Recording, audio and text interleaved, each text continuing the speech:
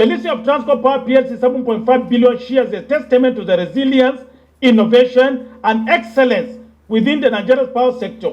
It is also underscores the NG's pivotal role in driving economic growth and development in our nation. We as an exchange are determined to ensure that all sectors of the Nigerian economy are fully represented on NGS and that the transparency, sustainability, ethical values, and private sector dynamism that drive the exchange drive the economy. With the market capitalization exceeding 1 trillion naira, Transcorp Power PLC entry into the public market represents a significant milestone, highlighting the increasing confidence and maturity of our Nigerian capital market. It is a clear signal of the transformative journey our energy sector has embarked upon, thanks to the electric power sector reform and subsequent market liberalization by the current administration of Tinubu. The success of Transcorp Power PLC is a testament to the visionary leadership of no any other person than Mr. Tony Elumelu, CFR. Health Holdings Group and the number of companies that they have listed on this exchange, there are about 5. Today, 1 more is added, so we now have 6 from that group. I think they deserve a big round of applause. This in itself shows the commitment of Mr. Tony Elumelu, CFR, not just to the capital market, but also to the Nigerian economy. Why do I say that? I think figures don't lie. If you think about top 5 corporates last year paid 362 billion naira as taxes to the federal government, and they paid 926 billion naira as dividends to investors. And that is also part of inclusive, that does not include the capital dividend income tax that these corporates pay. But if you think about the health holding associated companies that are listed, last year in 2022 financials, they paid 50.4 billion naira as taxes. I can't even begin to talk about the jobs opportunity that it creates. You see it yourself. There's a deliberate attempt not just to create jobs, but to create a balanced job. You can tell from the senior management position in terms of gender equality. You can also think about youth empowerment. I can go on and on and on of all the many things that our group represents. But one thing I want to leave you with, I was a disciple of that institution, and 2 things, among many things that you will learn. 1, your capacity can be tested. You can actually do more than what you think you can do. The word impossibility does not really exist. It's just that you have not figured the way to do it. So it's no surprise that I'm the acting CEO of the exchange today. It's part of the TOE way of doing business that's in my DNA. We're a leading power generating company in Nigeria with an installed capacity of 972 megawatts. Our power plant is located in Ughelli, Delta State. We have 18 gas turbine units installed in the plant. And today we are proud to say that we power 10 million homes, industries, schools, hospitals, truly making an impact to the economy in Nigeria. Whereas we have an installed capacity that is just about 7% of the nation's installed capacity, we actually generate 10%. So we're contributing more than our quota in terms of installed capacity. And our long-term aspiration and vision remains to power 1 in every 4 households, industries in Nigeria. We have very impressive operational financial track record. Going back to our full year performance for 2023, we delivered the revenue of 142.1 billion as a full year 2023. Our EBITDA stands at 69.4 billion. Our profit before taxation stands at just under 53 billion at 52.8 billion. So this is really impressive numbers by any standard. And I think we deserve a round of applause for that. So our total asset has grown, and today our total asset base at 223.4 billion, and our shareholder fund stands at 58.7 billion. So a little bit about our history. Like we did say, we acquired the plant in 2013, and post-acquisition, as a matter of fact, at the point of acquisition, the installed capacity, the available capacity in the plant was 162 megawatts. within a few weeks of acquisition, we doubled that to over 300 megawatts. And within 4 years of operation, we actually increased that to over 700 megawatts.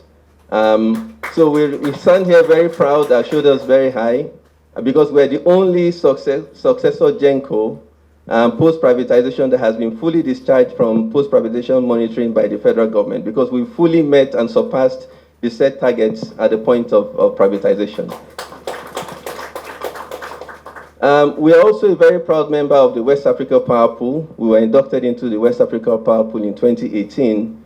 And what that did was it also opened up the opportunity for us to do cross-border electricity trading as well. So today, 18% of our income comes from sales of power across the border. And also we attract much needed forex to help finance and boost our operations. In the last 5 years, we've continued to grow our revenue. And you will see that we've grown the revenue from a 55 billion in 2019 to 142 billion in the last financial year. If you look at 2022, which was 90 billion, represent a 57% growth in revenue. And what that simply says is that we continue to increase the power we put on the grid. And that is the reason for the revenue growth that we have. One key note I want us to leave with us is that Transcorp Power PLC also blackstarts the grid. That makes us a strategic partner to the federal government. In 2020, we started exporting power outside the country. Okay, to blackstar the grid means that when there's a grid collapse, when there's a total blackout in the country, right, there is a generating company that must energize the grid, must start up the grid before other gencos come in. Yeah. So we have that capacity and that capability to do it. Makes us a strong strategic partner to the federal government. Okay, so in 2020, we started exporting power outside Nigeria, and that accounted for 3.3% of our revenue. As at the end of the financial year 2023, that has grown from 3% to about 18% of our revenue. What that also do for us, it enables us to pay our FS obligations. And I'm very delighted to announce to our stakeholders that we've also fully paid our USD loan acquisition from our banks. We met 100% all listing conditions. The issue of the growth of the company, given the historical performance you read out, we have a track record of doing well. So this is only the beginning. What is it? Only the beginning. On the board structure, you have, please, if I call you, Bob members, it will be nice for you to stand for them. Let's have Peter Hetton. Peter Hetton, please stand up. Peter Hetton is a foreign investor.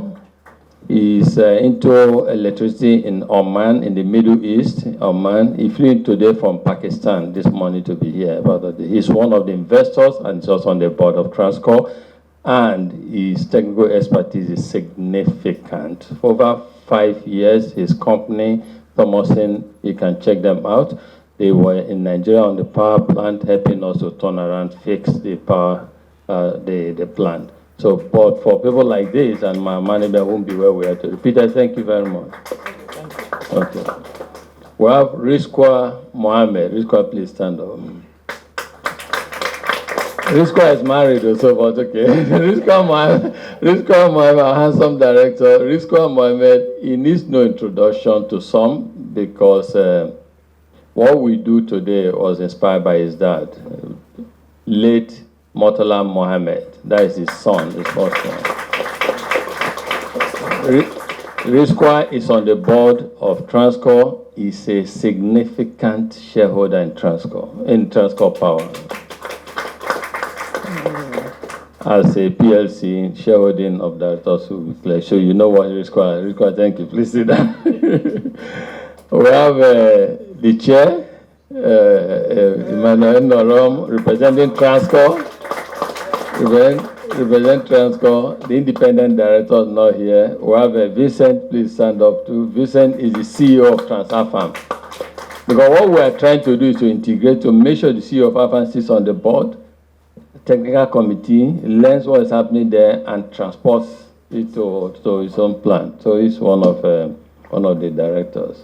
And of course, our able if people buy into a company story and a company's future, if you as shareholders or potential shareholders listening to the CEO of Transcorp RPS, I'm sure you'll be making your decision what to do. Peter, please stand up. Thank you. So these are, of course, and then our female Amazon, Dr. Owen Omogiafo. She is the president CEO of Transcorp Group. Naturally, she should be on the board too. So you're welcome, man. So these are the board members for now of Transcorp.